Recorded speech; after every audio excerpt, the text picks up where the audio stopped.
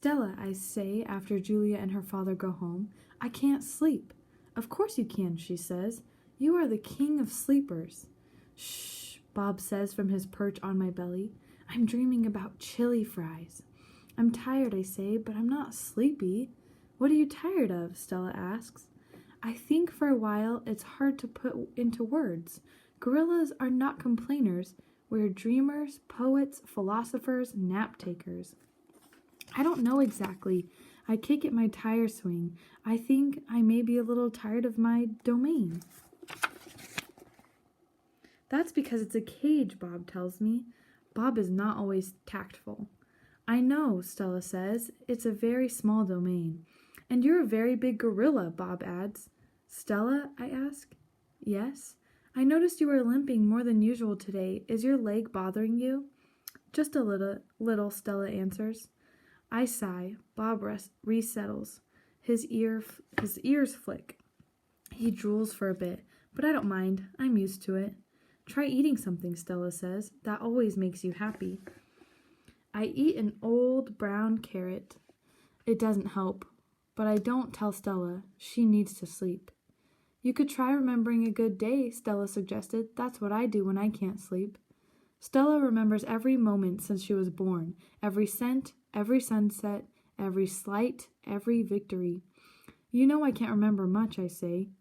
There's a difference, Stella says gently, between can't remember and won't remember.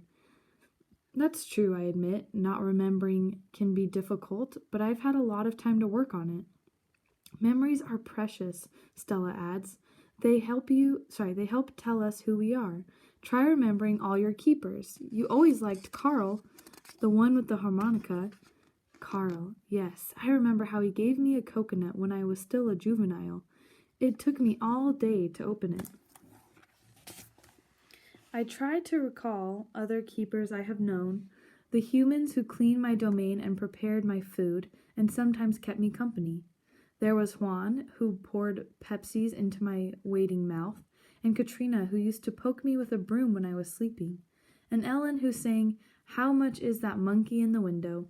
with a sad smile while she scrubbed my water bowl. And there was Gerald, who once brought me a box of fat, sweet strawberries. Gerald was my favorite keeper. I haven't had a real keeper in a long time. Max says he doesn't have the money to pay for an ape babysitter. These days, George cleans my cage and Mac is the one who feeds me. When I think about all the people who have taken care of me, mostly it's Mac I recall, day in and day out, year after year after year. Mac, who bought me and raised me and says I'm no longer cute. As if a silverback could ever be cute. Moonlight falls on the frozen carousel, on the silent popcorn stand, on the stall of leather belts that smell like long-gone cows. The heavy work of Stella's breathing sounds like the wind in the trees, and I wait for sleep to find me. Mac gives me a new black crayon and a fresh pile of paper. It's time to work again. I smell the crayon, roll it in my hands, press the sharp point against my palm. There's nothing I love more than a new crayon. I search my domain for something to draw. What is black? An old banana peel would work, but I've eaten them all. Not tag is brown. My little pool is blue. The yogurt raisin I'm saving for this afternoon is white, at least on the outside. Something moves in the corner. I have a visitor. A shiny beetle has stopped by. Bugs often wander through my domain on their way to somewhere else.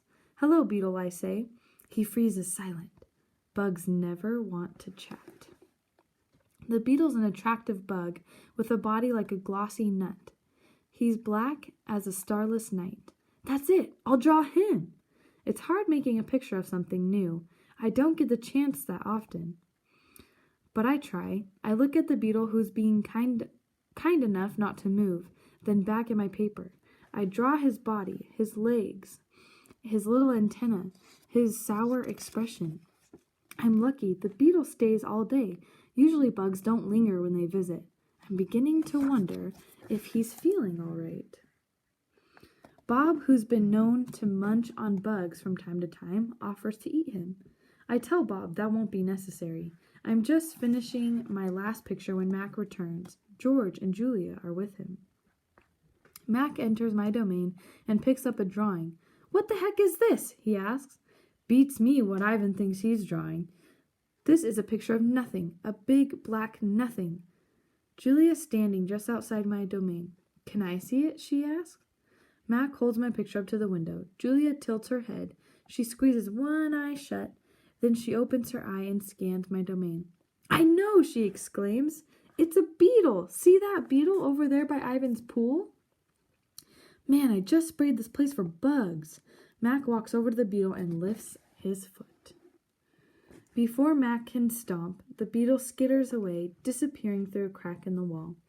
Mac turns back to my drawings. So you figure this is a beetle, huh? If you say so, kid. Oh, that's a beetle for sure, Julia says, smiling at me. I know a beetle when I see one. It's nice, I think, having a fellow artist around. Stella is the first to notice the change, but soon we all feel it. A new animal is coming to the Big Top Mall. How do we know this? Because we listen, we watch, and most of all, we sniff the air. Humans always smell odd when changes in the air, like rotten meat with a hint of papaya. Bob fears our new neighbor will be a giant cat with slitted eyes and a coiled tail. But Stella says a truck will arrive this afternoon carrying a baby elephant. How do you know? I ask. I sample the air, but all I smell is caramel corn. I love caramel corn. I can hear her, Stella says. She's crying for her mother. I listen. I hear the cars charging past. I hear the snore of the sun bears in their wire domain. But I don't hear any elephants. You're just hoping, I say. Stella closes her eyes. No, she says softly, not hoping, not at all. My TV is off, so while we wait for the new neighbor, I ask Stella to tell us a story. Stella rubs her right foot against the wall. Her foot is swollen again, an ugly, deep red. If you're not feeling well, Stella, I say, you could take a nap and tell us a story later. I'm fine, she says, and she carefully shifts her weight. Tell us the Jumbo story, I say. It's a favorite of mine, but I don't think Bob has ever heard it. Because she remembers everything, Stella knows many stories. I like colorful tales with black beginnings and stormy middles and cloudless blue sky endings, but any story will do. I'm not in a position to be picky. Once upon a time, Stella begins, there was a human boy. He was visiting a gorilla family at a place called a zoo. What's a zoo? Bob asks. He's a street-smart dog, but there's much he hasn't seen. A good zoo, Stella says, is a large domain, a wild cage, a safe place to be. It has room to roam and humans who don't hurt. She pauses, considering her words. A good zoo is how humans make amends. Stella moves a bit, groaning softly. The boy stood on a wall. She continues, watching, pointing, but he lost his balance and fell into the wild cage. Humans are clumsy, I interrupt. If only they would knuckle walk, they wouldn't topple so often. Stella nods. A good point, Ivan. In any case, the boy lay in a motionless heap, while the humans grasped and cried. The silverback, whose name was Jumbo, examined the boy, as was his duty, while his troop watched from a safe distance. Jumbo stroked the child gently. He smelled the boy's pain, and then he stood watch. When the boy awoke, humans cried out, "Stay still, don't move," because they were certain, humans are always certain about things, that Jumbo would crush the boy's life from him. The boy moaned. The crowd waited, hushed, expecting the worst. Jumbo led his troop away. Men came down on ropes and whisked the child to waiting arms. Was the boy all right? Bob asks. He wasn't hurt, Stella says. Although, I wouldn't be surprised if his parents hugged him many times that night, in between their scoldings. Bob, who has been chewing his tail, pauses, tilting his head. Is that a true story? I always tell the truth, Stella replies, although I sometimes confuse the facts. I've heard the Jumbo story many times. Stella says that humans found it odd that the huge silverback didn't kill the boy. Why, I wonder, was that so surprising? The boy was young, scared, alone. He was, after all, just another great ape. Bob nudges me with his cold nose. Ivan, he says, why aren't you and Stella in a zoo? I look at Stella. She looks at me. She smiles sadly with her eyes, just a little, the way only elephants can do. Just lucky, I guess, she says. The new neighbor arrives after the 4 o'clock show. When the truck comes lumbering toward the parking lot, Bob scampers over to inform us. Bob always knows what's happening. He's a useful friend to have, especially when you can't leave your domain. With a groan, Mac lifts the sliding metal door near the food court, the place where deliveries are made. A big white truck is backing up to the door, belching smoke. When the driver opens the truck, I know that Stella is right. A baby elephant is inside. I see her trunk poking from the blackness. I'm glad for Stella, but when I glance at her, I see she's not glad at all. Stand back, everyone, Mac yells. We've got a new arrival. This is Ruby, folks. 600 pounds of fun to save our sorry butts. This gal is going to sell us some tickets. Mac and 2 men climb into the black cave of the truck. We hear noise, scuffling, a word Mac uses when he's angry. Ruby makes a noise too, like one of the little trumpets they sell at the gift store. Move, Mac says, but still there is no Ruby. Move, he says again. We haven't got all day. Inside her domain, Stella paces as much as she's able. 2 steps one way, 2 steps the other. She slaps her trunk against the rusty metal bars. She grumbles.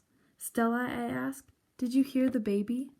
Stella mutters something under her breath, a word she uses when she's angry. Relax, Stella, I say. It will be okay. Ivan, Stella says, it will never, ever be okay. And I know enough to stop talking. The men are still yelling. Some of the yelling is at each other, but most of it is at Ruby. We hear scrambling, pounding, shifting. The side of the truck shudders. I'm starting to like this elephant, Bob whispers. I'm getting the big one, Mac says.